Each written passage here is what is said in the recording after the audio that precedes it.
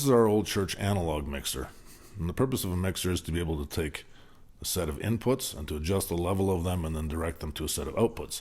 So in our church mixer, we had 10 inputs, and we could either plug in XLR inputs, 10 channels, or a 1/4 inch, and you had an either or, and then that runs down through each channel strip, and in the ends up coming out these set of outputs, and these were the main XLR outputs, and then there was 4 different auxiliary outputs. So we used, for instance, our live stream coming through, all this is auxiliary 1, 2, 3, 4. We had auxiliary 1 plugged in for our live stream. We could adjust the volume there. So conceptually, a digital mixer is much the same thing, except what a digital mixer here has done is it takes just this input and output stuff, and that's the only thing you have physical, and then all this surface controlling goes over into software.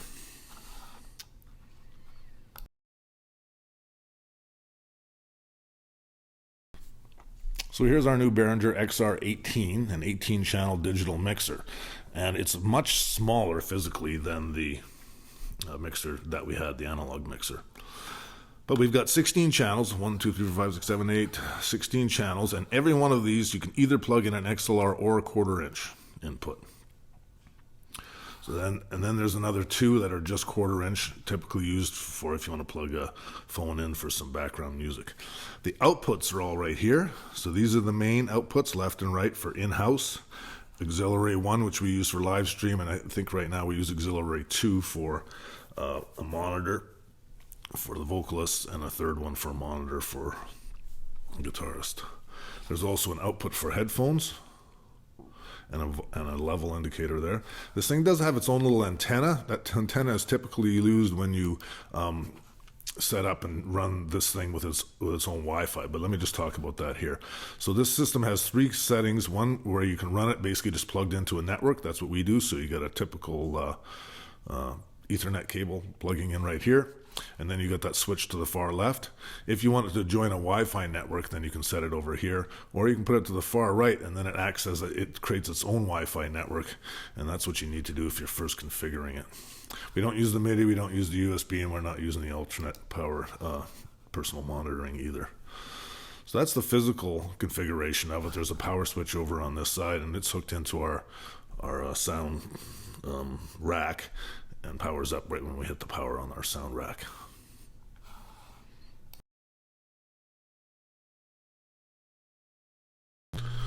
Okay, so there are a number of different ways you can actually control this sound mixer, the Behringer XR 18. There's a Windows app, there's a Mac app, there's a iPhone and Android tablet apps, and there's also some aftermarket apps on the Apple iStore that I know of. I'm going to show you the main one that we're going to use in church, that we're going to run on a Microsoft Surface tablet. I happen to be running this on a Mac right now for recording this, but the software is just called XR Edit, and I'll just start that up and we'll have a look at it. Okay, so this is it running here in full screen on this laptop. The first thing we need to do is, I'm going to just show that here. Right now, if you notice it says XR Edit device not connected. So it'll probably say that when you first turn everything on in church as well. So the first thing you need to go do is click on the setup button. And once the setup comes up, you might need to sit and have rescan, but it'll show the mixer will show up on the list. So here's your Fellowship XR 18, and you need to go and say connect. And the first thing it asks, it says, do you want to transfer current settings? So either you can take your settings from your PC and move them to the mixer, or you can move them from the mixer to the PC. And this is the one we should always do, mixer to the PC. So it's important to realize that all these control settings, you know, the different sliders, faders, etc., all those settings are stored on the mixer, and which is why you can have multiple different clients connecting to it and all updating the same stuff. So we should always say from mixer to the PC, and it'll transfer all the parameters, and you see it's all just all of a sudden filling in all kinds of colors and stuff here, okay? So now you notice also at the top here now it says XR Edit, and it's connected to the Fellowship XR 18, and shows the IP address that it's connected to. So that's what you got to do there. Let me take this back to full screen so that we can see everything here. Okay, so this is our mixer, and it sort of works differently than a lot of different software you'll see. In a lot of software you see, whether it's your email, etc., your controls are on the left. Here your controls are on the right. So let's take a look at what's actually happening here on the right hand side. So right now we've got this selected. It says main LR. When we select main LR, it's actually right now all these sliders now are dealing with the in-house or front of house sound. You can actually change that. So for instance, from it says main LR, it says house over here. If I was to click on this one here, now it says live stream, and you notice that all these sliders turn yellow. So now we're actually adjusting the volume of the different channels for the live stream. So let's go back to main LR and let's take a look at the different channels. So we've got 16 channels here. 1, 2, 3, 4, 5, 16. We have the ability to name them. So position number 3, so the third input on the mixer, is Hilmer's microphone. And you can see how it's set right now. Then we've got vocals, Sonia, vocals, Garth. Then we've got an option for a third vocal. So those will be our 3 microphones. We've got 2 empty channels. Then we've got a congregational mic 1 and congregational mic 2, a couple empty channels. Then we've got our piano, left, low and high, or left and right, and that might be changing. We got the cajon, the drum, and then the 16th channel is my guitar for when I'm here. So right now you can see all these different settings. One of the most important things you need to do in order to operate is to be able to turn things on and off. And so all that is controlled through these mutes right here. Mutes are universal in that they apply to whether or not you're dealing with the main left and right, or if there's the live stream or anything that's the monitors. If you mute or unmute something, so if we unmute Hilmer, then he's unmuted on both in-house, live stream, any of the different outputs. There's a quick and easy way to do mutes as well, and that's called mute groups, and they're down here on the right hand side. And so we've got set up right now that mute group number 1 turns on and off Hilmer's mic. So if I click on this mute group 1, you notice that Hilmer's mic over here is going on and off.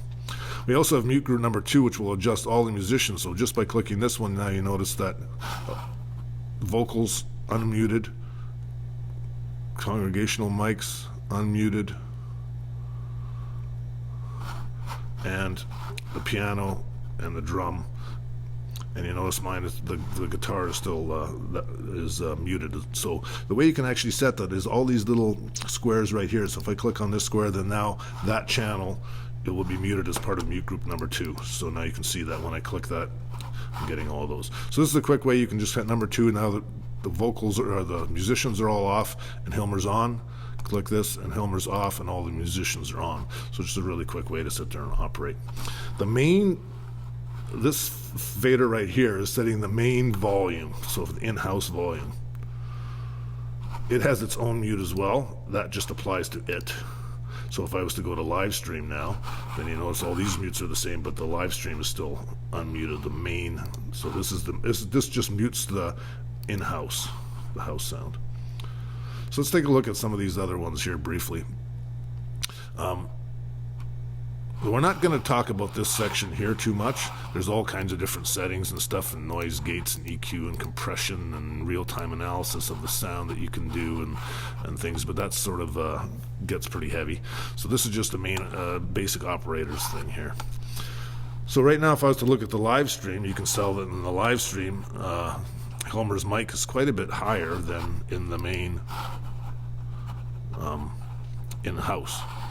So not sure why that is, but it gives you an example of what's going on. Here you can tell there's congregational mics, so instead of having to hit those little PFL buttons that you used to have to do on the analog desk, right now in real time it will always show the level of every input device. So right now it's showing the congregational mics, which are sitting there and they're still on, so they're picking up a little bit of my voice in the back corner. And yeah, I think that's it. We use, besides the in-house sound and live stream, we also have a vocal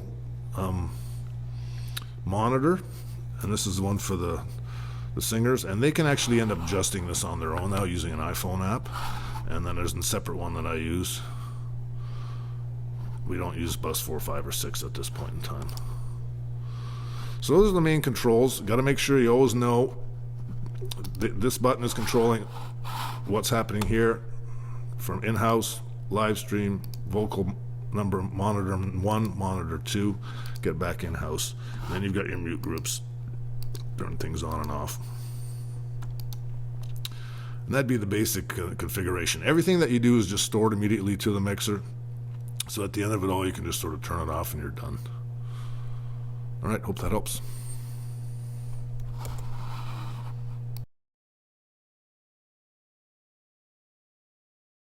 All right, let's talk about how to set microphone gain on different devices. So we're going to open up our XR software. It's going to, you notice in the top thing, it's not connected. It's actually asking us, do you want to connect to the XR18? Say yes. And do you want to transfer settings? Yes, always from mixer to PC. All right, we've got them there. I'm going to maximize this screen here and do a little resize to get everything there. Okay, so this is our view, our main view. Right now we're looking at our main, so our in-house sound. I'm sitting at the church piano here right now, and so if I was to play a note, you'll notice over on the church, on the piano channel, that there's some input there. The way you can actually select a channel is just anywhere along here with its name. So as soon as I clicked on that, then you notice that it's got the whole channel selected. So here's an example. Right now, like on our old analog mixer, we used to have these knobs at the top that adjusted the gain. Right now it shows it with a number and a slider that you can actually adjust right here. So for instance, if I was to go and set this all the way to, let's say it's set it to 30, then when I play something on the piano, I'm just going to turn this in-house sound down so there's some people meeting downstairs. But notice that all of a sudden my level over here is up into the red. It's too high. So you can adjust that either with a slider or the number there, or then the other way is to go to the channel and the channel input, and you can adjust the gain right here. So I would bring that back down to, I think I had it set around 18. And now you notice that when I play, it's not as high and hot as it was before. So if I go back up here, then you notice I'm getting into the red, so too high. So that's one of the most important things you've got going on here. The nice thing is as singers are singing and the different instruments are going, you're going to be able to see in real time the actual level and what's going on, and you can therefore adjust it. All right.